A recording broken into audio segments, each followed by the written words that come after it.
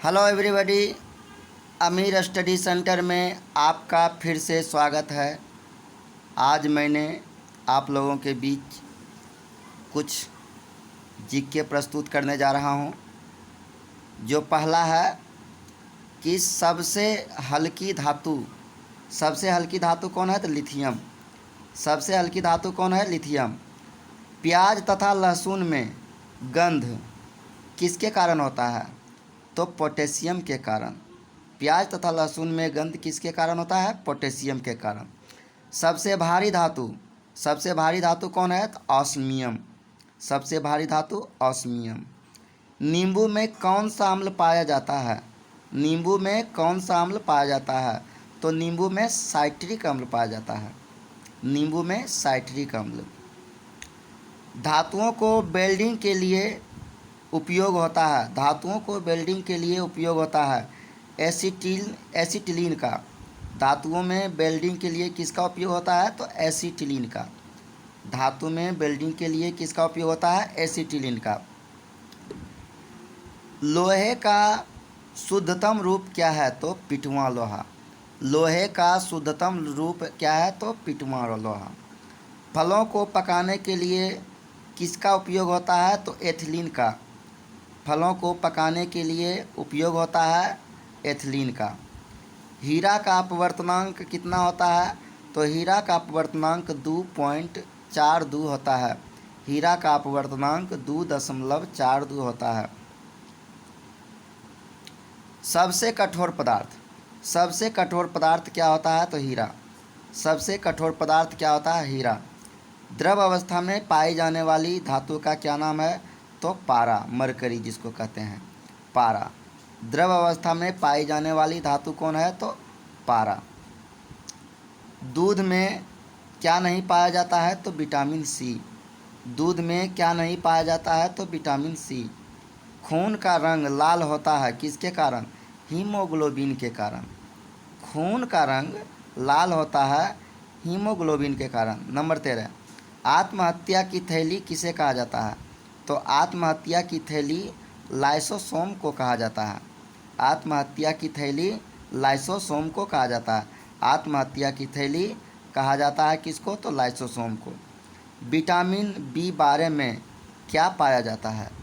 Vitamin B12 में क्या पाया जाता है? तो विटामिन बी12 में कोबाल्ट पाया जाता है। तो विटामिन बी12 में कोबाल्ट पाया जाता है। 15, शरीर का ऊर्जा गृह किसे कहते हैं? शरीर का ऊर्जा गृह माइटोकॉन्ड्रिया को कहते हैं। शरीर का ऊर्जा गृह माइटोकॉन्ड्रिया को कहते हैं। 16, सोना घुलता है। तो सोना घुलता है अम्लराज में। सोना घुलता है अम्लराज में। सोना किस में घुलता है? तो अम्लराज में। कपूर को शुद्ध किया जाता है। तो कपूर को शुद्ध कैसे किया जाता है? कपूर को शुद्ध ऊर्ध्वपातन के द्वारा किया जाता है। कपूर को शुद्ध ऊर्ध्वपातन के द्वारा किया जाता है। जल का शुद्धिकरण कैसे किया जाता है? तो जल का शुद्धिकरण क्लोरीन के द्वारा किया जाता है। जल का शुद्धिकरण क्लोरीन के द्वारा किया जाता है। पॉलीथीन किसका बहुलक है? तो पॉलीथीन एथीन का बहुलक है।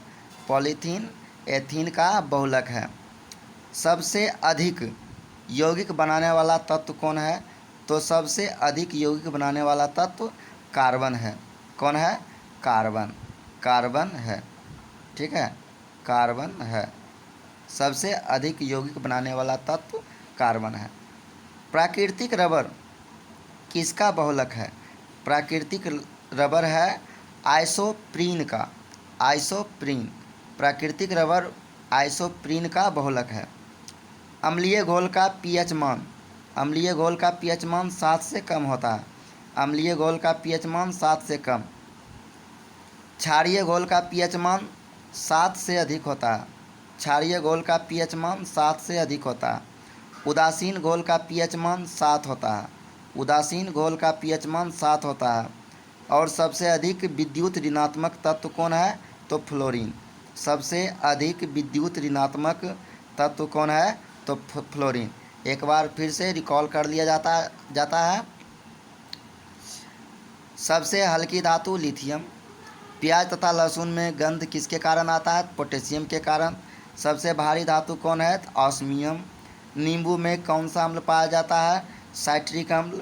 धातुओं को वेल्डिंग के लिए उपयोग होता है? एसिटिक अम्ल। लोहे का शुद्धतम रूप क्या होता है? तो पिटवा लोहा। लोहे का शुद्धतम रूप क्या होता है? पिटवा लोहा। फलों को पकाने के लिए क्या उपयोग होता है? तो एथिलीन। फलों को पकाने के लिए क्या उपयोग होता है? एथिलीन। हीरा का अपवर्तनांक क्या होता है? 2.42। हीरा का अपवर्तनांक 2.42। सबसे कठोर पदार्थ हीरा। सबसे कठोर पदार्थ हीरा। द्रव अवस्था में पाई जाने वाली धातु कौन है? पारा, जिसको मरकरी कहते हैं। द्रव अवस्था में पाई जाने वाली धातु कौन है? पारा, मरकरी।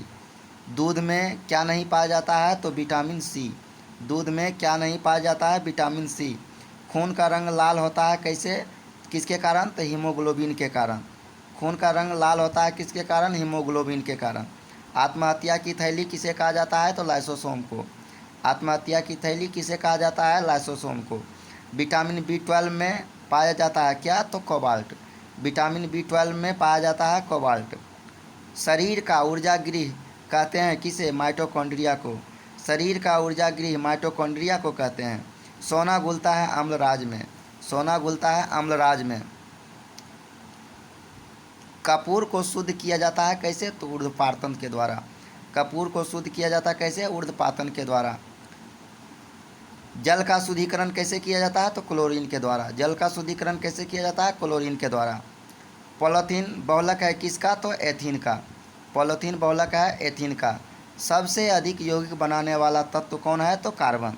सबसे अधिक यौगिक बनाने वाला तत्व कौन है? कार्बन। प्राकृतिक रबर किसका बहुलक है? तो आइसोप्रीन का। प्राकृतिक रबर आइसोप्रीन का बहुलक है। अम्लीय घोल का पीएच मान कितना होता है? 7 से कम। अम्लीय घोल का पीएच मान 7 से कम। क्षारीय घोल का पीएच मान कितना होता है? 7 से अधिक। क्षारीय घोल का पीएच मान कितना होता है? 7 से अधिक। उदासीन घोल का पीएच मान कितना होता है? 7। उदासीन घोल का पीएच मान कितना होता है? 7। सबसे अधिक विद्युत ऋणात्मक तत्व कौन है? तो फ्लोरीन। सबसे अधिक विद्युत ऋणात्मक तत्व कौन है? तो फ्लोरीन। अगर वीडियो अच्छा लगे तो लाइक एंड सब्सक्राइब अवश्य से अवश्य कर दें और साथ साथ बेल आइकन को ज़रूर से ज़रूर दबा दें। Thank you very much.